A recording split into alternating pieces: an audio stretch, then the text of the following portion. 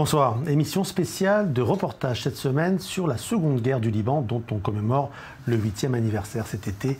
Dans la première partie de cette émission, nous vous avons présenté un long reportage sur l'histoire de cette guerre qui a duré 4 semaines opposant le Hezbollah à Tsahal. J'accueille mes invités sur le plateau. Daniel Haïk, vous êtes analyste politique sur i24 News. Bonsoir.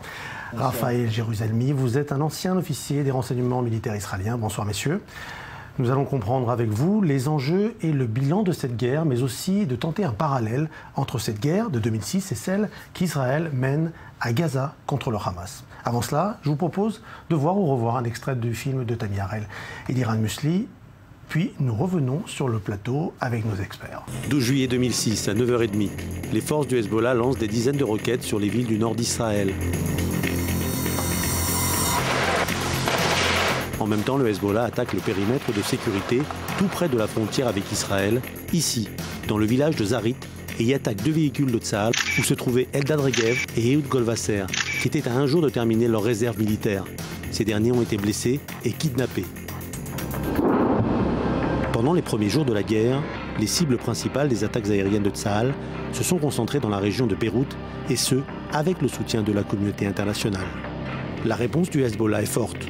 La portée de leurs missiles Katyusha s'est étendue. Il existe désormais un risque que celle-ci touche des villes comme Haïfa, Tibériade, Afula et Hedera, qui n'avaient jamais été touchées auparavant. 1 million de résidents de l'État d'Israël, cible potentielle de missiles du Hezbollah. La seconde guerre du Liban fait d'Israël un territoire où les menaces peuvent surgir de tous les fronts. 3 969 roquettes Katyusha sont tirées sur Israël, causant d'immenses dommages matériaux et humains. 44 civils sont tués et des centaines de milliers d'hectares de forêt en feu. Des centaines de milliers d'Israéliens courent aux abris, mais la situation n'a pas été anticipée.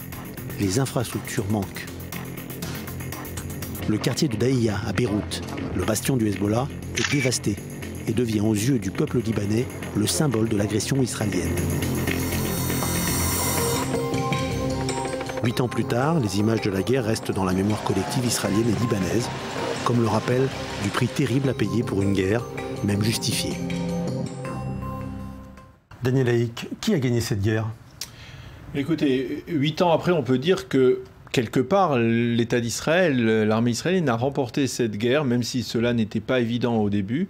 Mais on peut dire qu'à l'épreuve du temps, eh bien, on sait que la frontière entre Israël et le Liban est calme. Il y a les forces de la FINUL qui se tiennent sur place, qu'elles remplissent leur mission à 100% ou pas. Mais en tout cas, le calme règne le long de la frontière israélo-libanaise. Et c'est le principal acquis de cette guerre. Et d'une certaine manière, Israël a réussi aussi à faire peser son effet de dissuasion, sa force de dissuasion sur le Hezbollah. Le Hezbollah, depuis 8 ans, le leader du Hezbollah, Hassan Nasrallah, se terre dans son bunker et il n'est pas prêt apparemment d'en sortir. Il sait qu'il est ciblé, il est dans le collimateur de l'armée israélienne.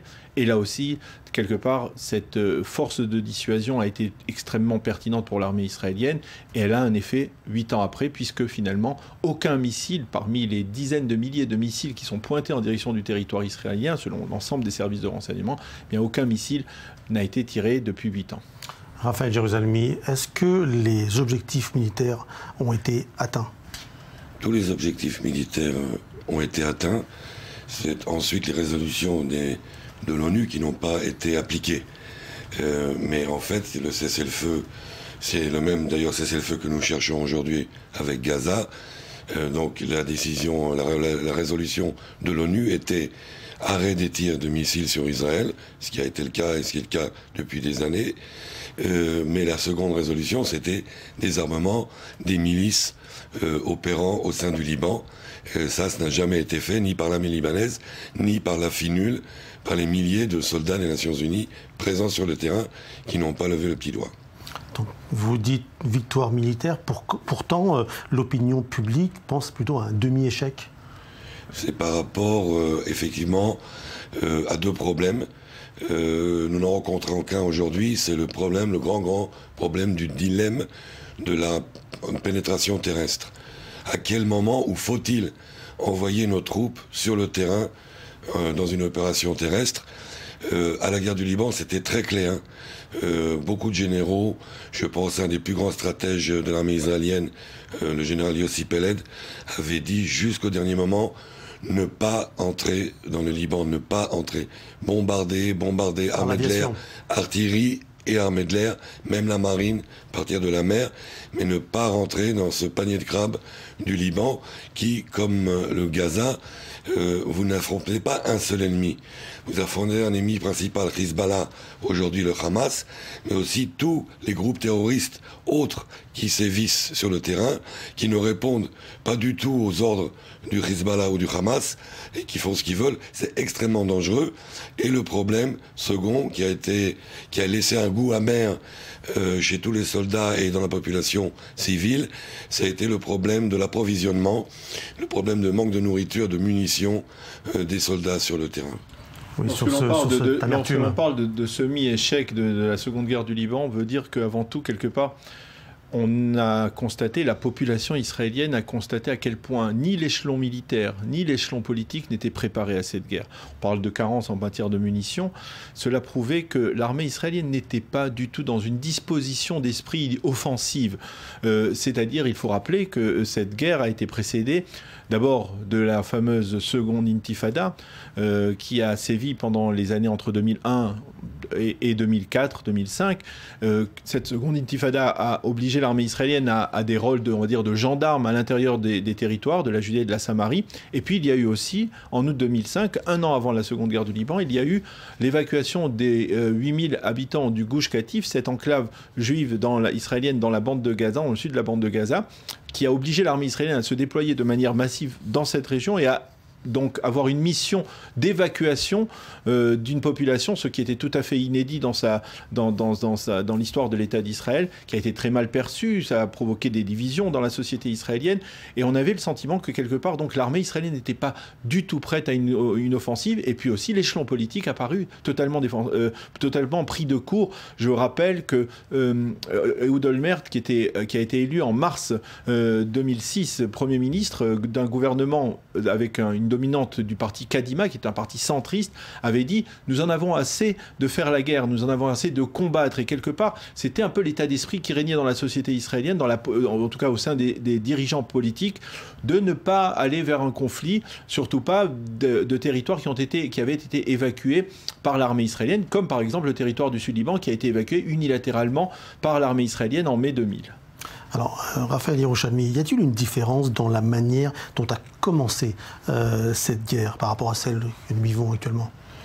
Non, ils ont commencé... Il y a eu un effet de surprise? Il y a eu un effet de surprise. Comme vous voulez le dire, la vraie source, dans les deux cas, c'est l'évacuation. Et en plus, décidée par deux grands généraux. Donc une cause commune? Une cause commune. L'évacuation du Sud-Liban en 2000, l'évacuation de la zone de Gaza, l'une décidée par Ehud Barak, l'autre par Ariel Sharon, des généraux. Pendant plusieurs années, les milices sur le terrain, Hezbollah, Hamas, se renforcent sous notre nez. Et le grain de sel ou la cerise sur le gâteau, le Hezbollah, en 2005, devient partie intégrante du gouvernement libanais. Et il y a quelques semaines, le Hamas devient partie intégrante du gouvernement d'union nationale palestinienne. Donc nous nous retrouvons dans une situation où on pourrait se dire, ces milices sont maintenant officialisées, elles devraient se conduire autrement puisqu'elles font partie de gouvernements reconnus. Et justement là, elles se retranchent derrière ces gouvernements, derrière ces régimes, pour attaquer, et nous prennent par surprise d'une certaine manière seulement, parce que je voudrais quand même signaler, tous les scénarios sont pris en compte par l'armée. Il y a des dizaines de programmes dans les tiroirs de l'armée. C'est aux politiciens de décider si les appliquer, lequel choisir. Nous voyons maintenant comment le gouvernement choisit d'une façon très intelligente un jeu de yo-yo, d'entrée et de sortie, et le retrait unilatéral qui est aussi la même chose qu'avec le Liban. Nous avons décidé quand nous retirions, nous avons décidé quand nous arrêtions le feu. Alors, je voudrais qu'on passe justement à l'ennemi de l'époque, le Hezbollah, aujourd'hui le Hamas. Militairement, tout d'abord, le Hezbollah est-il le modèle du Hamas, Daniel Ek? Oui, effectivement, on peut dire que quelque part, lorsque l'on découvre les tunnels que l'armée israélienne a découverts et démantelés au cours des dernières semaines, ces tunnels, c'est le Hamas, le Hezbollah et on va dire le père fondateur, c'est l'initiateur principal de ces tunnels. Effectivement aussi au niveau des missiles, les milliers de missiles qui sont pointés en direction du territoire israélien, eh bien, le Hamas a pris du Hezbollah. Ils avaient, il faut rappeler, le même fournisseur, on peut dire. Le Hezbollah a toujours le même fournisseur, le Hamas non, moins, c'est l'Iran. C'est l'Iran qui a fourni les missiles au Hamas au cours des dernières années. C'est l'Iran qui a armé le Hezbollah depuis de longue date. Ce sont tous les deux bras avancés de la puissance iranienne, même si depuis maintenant 1 an et demi, depuis que le Hamas a pris position en faveur des rebelles en Syrie, eh bien l'Iran s'est démarqué du Hamas, et il est clair qu'il semble, en tout cas à travers du conflit que nous vivons actuellement, dans lequel nous vivons actuellement, qu'il y aurait un rapprochement entre le Hamas et l'Iran aujourd'hui. Mais en tout cas, l'Iran est omniprésente et quelque part, le Hamas a appris de son maître, le Hezbollah. Justement, Raphaël Jérusalemi, est-ce qu'ils ont les mêmes méthodes de combat ou d'entraînement ? Oui, ils sont même entraînés dans les mêmes camps d'entraînement à travers le monde, surtout en Afghanistan, en Pakistan, mais aussi par le passé dans le Sinaï. Les méthodes de combat sont les mêmes, les équipements, les armements sont plus ou moins les mêmes. Le Hamas a peut-être copié sur le Hezbollah, mais je crois que c'est surtout les sources d'approvisionnement. Les objectifs sont les mêmes. Alors et surtout, un point important, c'est le départ, le déclenchement. Dans les deux cas, c'était des prises d'otages. C'est ça, voilà. l'enlèvement et l'objectif des deux. L'enlèvement des 2 soldats le long de la frontière, et puis l'enlèvement des 3 jeunes Israéliens au début de la crise. C'est le trophée. Les objectifs sont civils, à part les enlèvements de soldats. Oui. Les objectifs dans les deux cas sont avant tout civils. On s'attaque aux populations civiles. On essaye de paralyser un pays et de créer une panique ou une démoralisation de toute une population. Le combat contre une armée, contre Tsahal, vient en second lieu.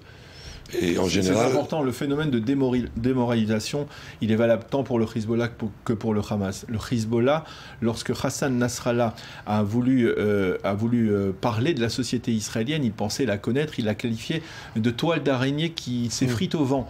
Et ce n'est pas par hasard si les noms donnés à l'opération israélienne à l'intérieur du Sud-Liban au moment de cette seconde guerre du Liban, c'était toile de fer, toile d'acier, pour essayer de répondre au Hezbollah en disant Hassan Nasrallah est même une des opérations, un des combats les plus valeureux, en tout cas les plus importants de la seconde guerre du Liban, s'est déroulé à Bin Jebel.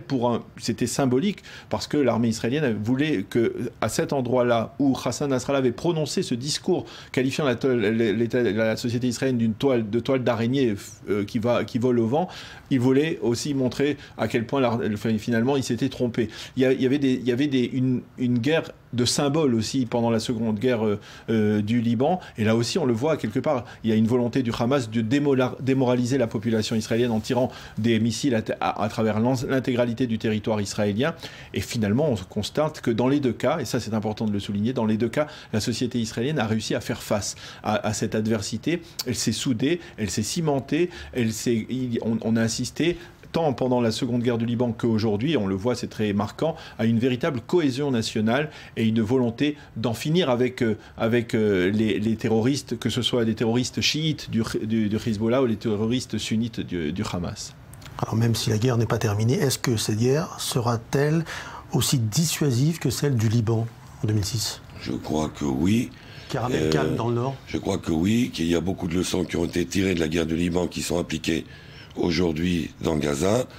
Il y aura peut-être une sorte de miracle diplomatique politique qui fera que nous pourrons la terminer avant.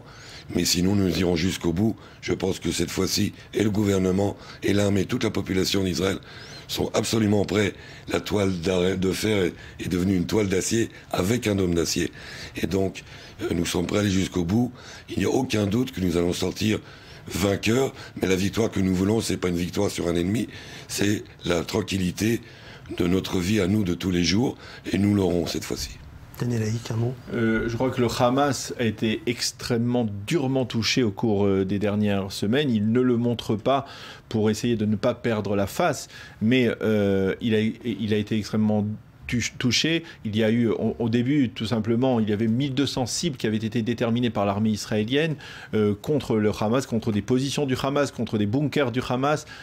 Pendant l'opération, au cours des 3 dernières semaines, il y a près de 2200, 2500 cibles qui ont été rajoutées, près de 3500 cibles donc, qui ont été touchées du Hamas. Le Hamas est affaibli. Maintenant, il reste à savoir si sa force de dissuasion, si d'une certaine manière, Israël maintient sa force de dissuasion. Et je pense que finalement, avec l'épreuve du temps, effectivement, on retrouvera un Israël protégé de la menace du Hamas. Merci Raphaël Jérusalemi, ancien officier des renseignements de Tsahal. Merci Daniel Haïk, analyste politique à i24 News. Merci à vous. Je vous retrouve la semaine prochaine pour un nouveau numéro de reportage, le magazine de la rédaction d'i24 News.